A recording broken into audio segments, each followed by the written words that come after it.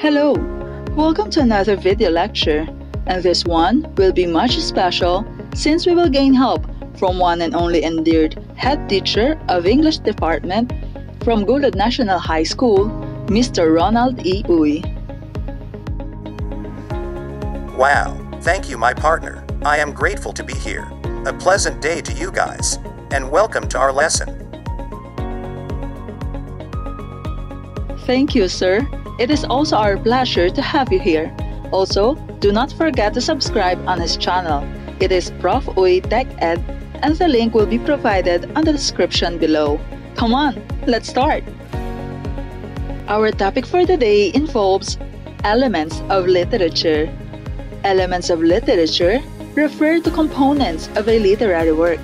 It's important for students to understand these common elements if they are to competently read or write a piece of literature. Let's begin with characters and settings. Can we hear it from you, Sir Uy? Okay, let us start with character and settings. When we say character, it may be a person, animal, beings, creature, or thing in a story. Writers use characters to perform the actions and speak dialogue, moving the story along a plotline. In addition, characters can be classified as protagonist or antagonist. The protagonist is the story's main character. The story's plot center on this character and likable for the readers. That is, they are the most often heroes of the story. On the other hand, the antagonist is the bad guy, or girl of the piece.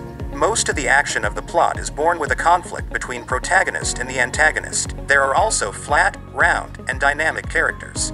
We will analyze this classification from the picture of the character Harry Potter. Ron Weasley doesn't change a lot, but we know that he is a reliable character. And he can be considered as flat or stereotype character. A character who reveals only one, maybe two personality traits in story or novel, and the traits do not change. On the other hand, Hermione Granger has a lot of conflicting characters. Her parents are both mugglers, but she is a wizard. She is a high standard for school but doesn't have a problem breaking the rules to get a good grade. This is a good description of.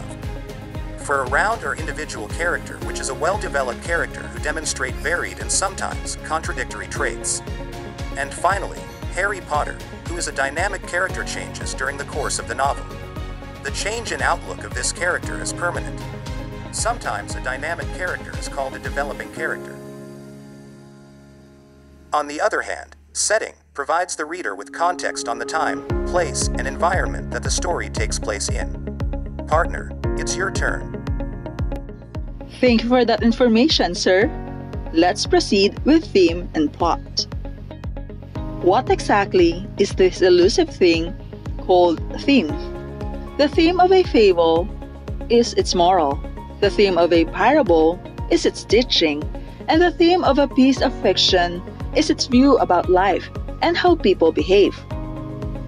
For example, the fable The Ant and the Grasshopper focuses on the saying, "What you sow is what you reap." Another one is the parable The Prodigal Son, which teaches us not to envy our siblings and to celebrate when someone was lost and find their way home.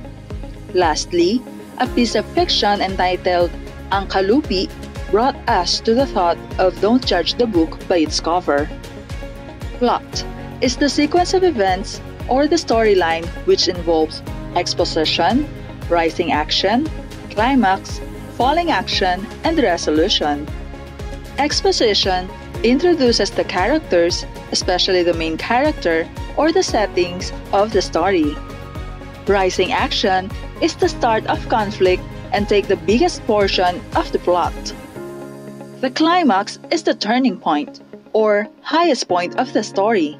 The protagonist makes the single big decision that defines not only the outcome of the story, but also who they are as a person. Falling action occurs when the character or characters start resolving conflicts and subplots so the story doesn't feel rushed. In the phase of resolution, the protagonist and antagonist have solved their problems, and either the protagonist or antagonist wins the conflict. This is where the conflict officially ends. Let us now move on tone and mood. Tone is the writer's attitude, while mood is the feeling the reader gets from the writing. Tone is all about the author. Mood is all about you, the reader.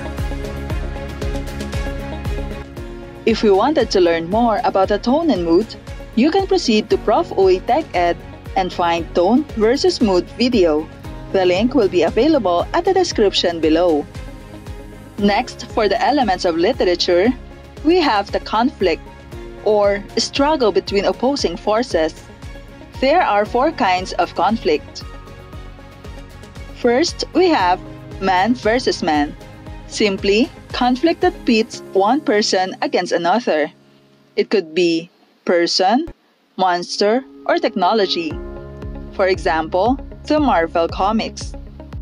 Second, human versus nature. This involves a run-in with the forces of nature, like the story of San Andreas in 2012. Human versus society posited values and customs by which everyone else's lives are being challenged. For example, stories that have topics like religion and sexual orientation. Lastly, human versus himself, or the internal conflict. It can be a mental illness, decision-making, or identity crisis. This can be seen on the movie The Woman in the Window. Then, the point of view, the perspective from which a narrative is told. It indicates who is telling the story and how the information is being filtered to the audience. The first-person point of view, where one of the story's character is narrating the literary work and employs the I or we pronouns.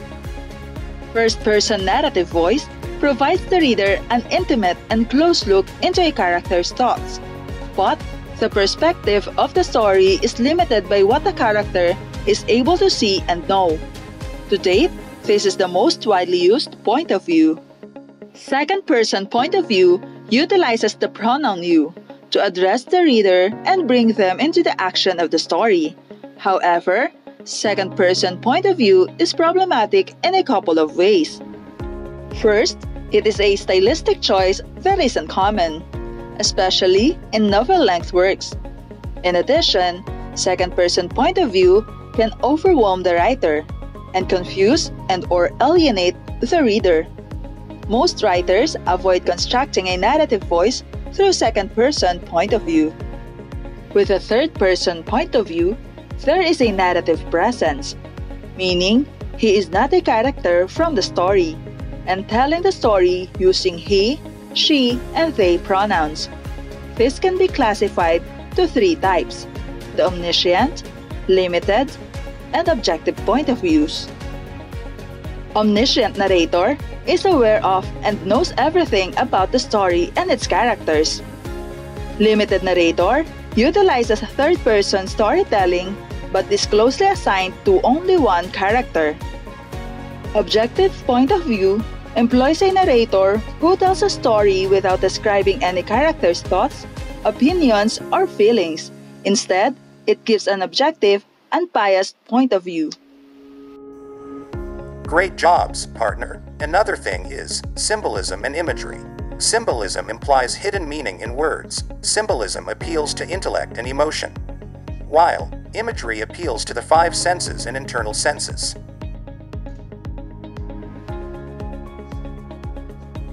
You did your best, guys.